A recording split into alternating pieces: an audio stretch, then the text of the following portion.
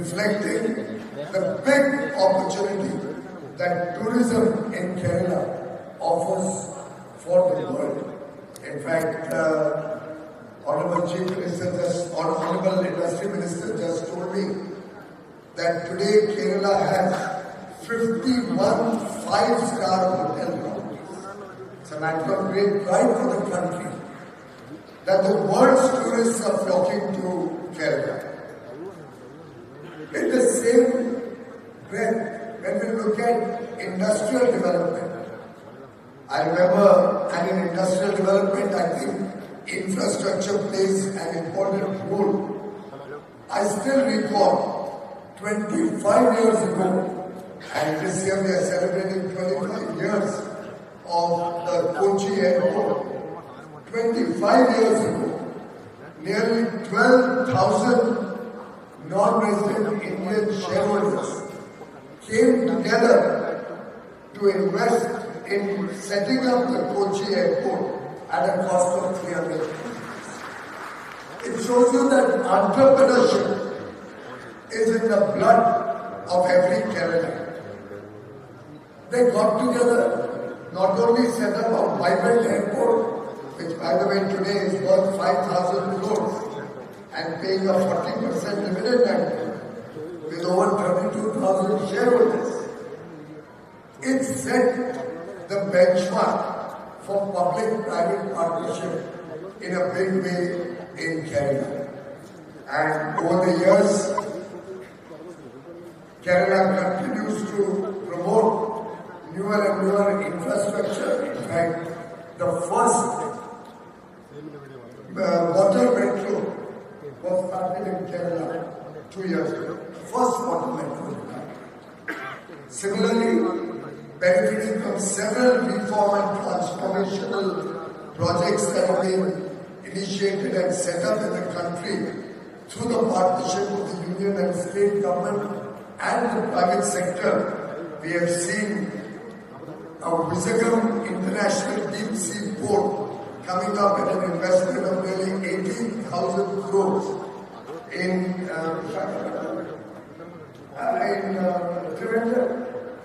Trivandrum, and it's a deep sea port which will significantly impact transshipment and support the possible transshipment route of shipping in the industry in India.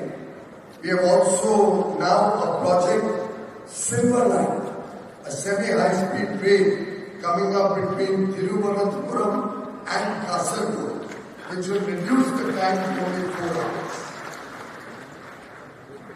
The central government and state government together are setting up an integrated manufacturing cluster, a smart industrial township at Palakkad at a cost of nearly 3,800 crore rupees, spread over an area of 1,700 acres. And this, ladies and gentlemen, will be a plug-and-play smart city. It will offer opportunities to investors to come in and manufacture high-quality, modern goods, be it in the field of technology, electronics, a variety of products that do not damage the environment, yet add to the industrial landscape of Kerala. And this project is soon going to initiate its infrastructure development work, water, electricity, digital connectivity, water sewage treatment plants, wastewater management. It will be an entire planned city, good roads, good infrastructure, a walk-to-work concept with housing, commercial spaces, and the idea is to have a planned development zone. And I'm sure investors from across the world who are assembled here today will take the benefit of Palakkad emerging as a powerful industrial node in Kerala. Friends, we just heard from my colleague, senior colleague and leader Shri Nitin Gadkari ji, about the expansion of national highways projects in Kerala. Nearly 1,300 kilometers have been added since 2014 and 1,126 kilometers of national highway corridors are being developed under the Bharatmala project in Kerala. Incidentally, we already have 4 international airports in Kerala, which will be probably amongst the highest that any state in the country has.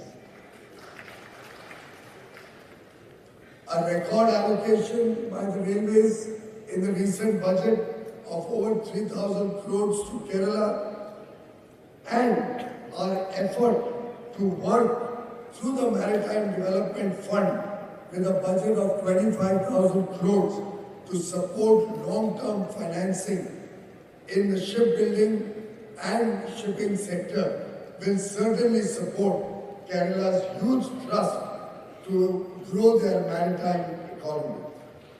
Kerala has been at the forefront also in the agriculture sector, be it coffee, be it tea, be it natural rubber, where it's one of the largest producers in the country, be it spices like cardamom, various plantations. Kerala is at the forefront, and fisheries is another sector where Kerala is making rapid strides. In fact, through the course of the day today, I plan to review the growth and future potential of each of these sectors, and I'm sure going forward we will continue to work for greater seafood exports from Kerala through a sustainable fisheries framework, reducing customs duties on essential marine inputs in this budget has given a further thrust to the fishing sector, to the seafood sector, and I'm sure going forward all of these initiatives will lead to greater opportunities for jobs, for trade, business, industry, and economic development of Kerala. Friends, India today at a $4 trillion GDP, poised to grow in the Amrit Kaal under the visionary leadership of Prime Minister Modi, working in tandem with all the states like Kerala under the leadership of Mr. Vijayan. We plan to grow the economy over the next 22 years until 2047, when we celebrate 100 years of independence, to a $30 to $35 trillion economy. As we grow from $4 trillion to $35 trillion economy, look at the huge opportunity that we in India are offering to the world. This economic growth opportunity presents to investors from India and from around the world an absolutely unmatched opportunity for growth, for development and economic activity. I will share with you just one example, friends. An auto company which had invested $200 million way back in 1999. Only $200 million invested in 1999 has, in the last 10 years alone, taken back $12 billion of royalties and dividends. 200 billion invested in 99 in the last 10 years has taken back $12 billion in royalties and dividends. They also sit on equity worth $12 or $13 billion even now. Look at the return on investment. Look at what the opportunity that India offers for investors both in India and from around the world. That opportunity comes from being a democracy, a vibrant democracy, where the rule of law prevails, where there's transparency, where you will never be discriminated against. The opportunity comes from 1.4 billion talented Indians with huge skill sets, a young country enjoying the fruits of its demographic dividend.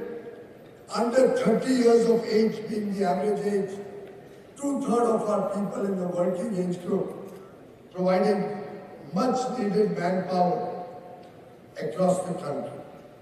We produce the highest number of STEM graduates anywhere in the world, and 43% of them are women.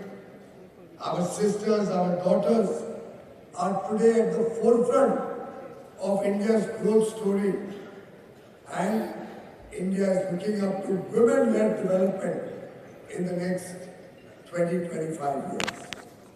We wish to see more and more women participating in the formal economy, thereby encapsulating the huge diversity that India offers, the huge demand that 1.4 billion Indians bring to the table.